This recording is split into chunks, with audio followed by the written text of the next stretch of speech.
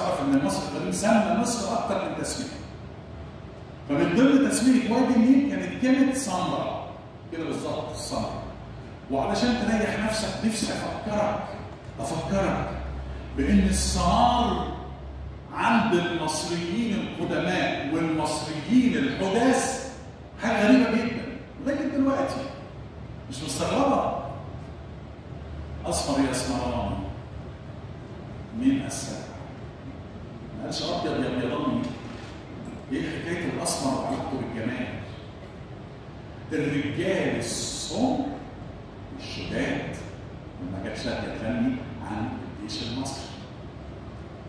وخد عندك اغاني كتيره جدا اسمر اصفر طيب مال مش عارف اغاني طريفه بتاعتها دي كده تلاقي كمان الاسمر داخل في حته الجمال. تلاقي الام قاعده مع ابنها في البيت في مصر تقول له ايه؟ تقول له البنت سمراء البنت سمراء على طول في نفس الجمله ملحوقه. البنت سمراء دمها خفيف على طول الاسمر يجي مع الدم الخفيف.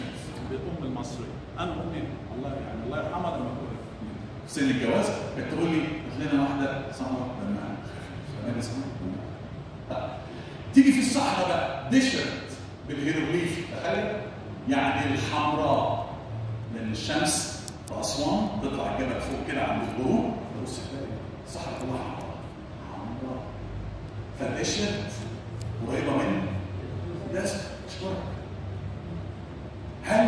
هل دي بقى نقعد نتكلم فيها 3 ساعات؟ دي محاضره ثانيه اسمها اصول الكلمات. عايزين مره او نعملها مره في الصالون هنا عند الباشمهندس عندكم عامل لكم محاضره اسمها اصول الكلمات.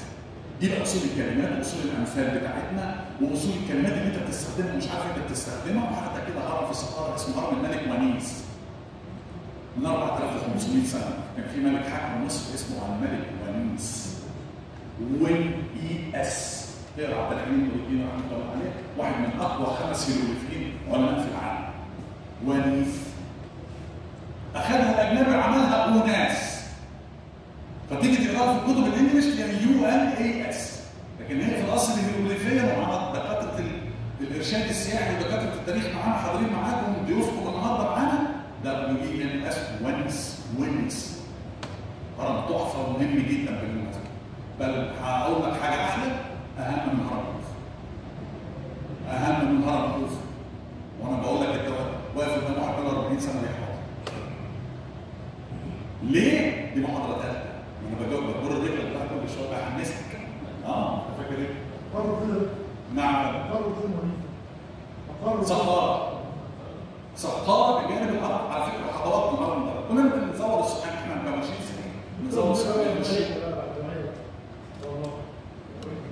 تمام. ادي كلمه هي فعلا زي ما الباشمهندس جابها لنا. دي كلمه كانت بالفعل وطبعا كلكم شفتوها على 200 جنيه مكتوبه على 200 جنيه كانت. والفكره لما تيجي تبص بتلاقي البومه واحنا ظالمين للبومه. البومه عظيمه جدا. البومه حرف الميم في الهيروغليفيه.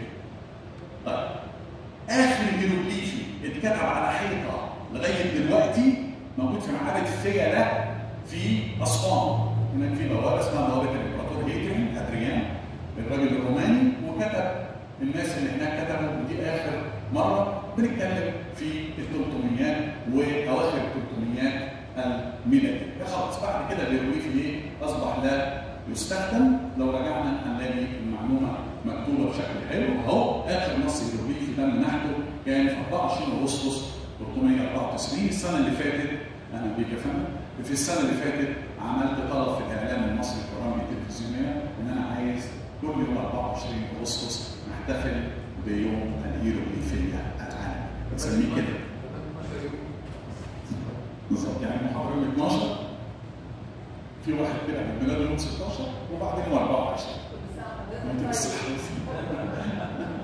هو شهر العظماء يا بنتي. شهر العظماء. هم كل بيجوا من اسكندريه كده اطوال وعظماء. هو اسد تمام. طيب تعالى نشوف اللي وراك كده. انت مسؤولين شهر ايه؟ انا هتخانق معاه. ايوه كده.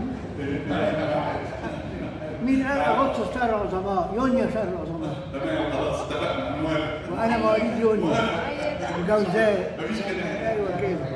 مش هنقعد بقى نضحك علينا بقى. طيب يبقى اذا الهيروغليفي فتح لنا بقى اتفقنا فهمنا يعني 1822 قبل 1822 ما كناش بنبقى فاهمين كتير. في محاولات قبل شامبليون من هنا لغايه بكره. اقرا كده في مكتبه الاسكندريه كده هو عن واحد اسمه زنون، مش زنون المشهور، لا، في واحد اسمه زنون الاخميني منسوب